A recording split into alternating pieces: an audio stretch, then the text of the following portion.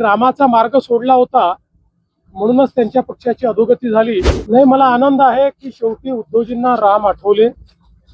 आमची अपेक्षा एवढीच होती की त्यांना राम आठवले पाहिजे. त्यांनी रामाचा मार्ग सोडला होता, म्हणूनच त्यांच्या पक्षाची अधोगती झाली. राम मार्गाने चालले तर त्यांचं भलं होईल.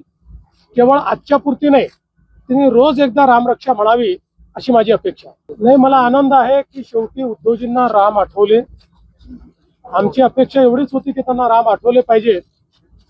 त्यांनी रामाचा मार्ग सोडला होता, म्हणूनच त्यांच्या पक्षाची अधोगती झाली. राम मार्गाने चालले तर त्यांचं भलं होईल. केवळ आजच्या पुरती नाही, त्यांनी रोज एकदा रामरक्षा म्हणावी अशी माझी अपेक्षा. महाराष्ट्रातील सर्व बातम्यांचे विश्वासार्ह व्यासपीठ, सकाळच्या सर्व सोशल मीडिया प्लॅटफॉर्मला लाईक, फॉलो आणि सबस्क्राईब करा.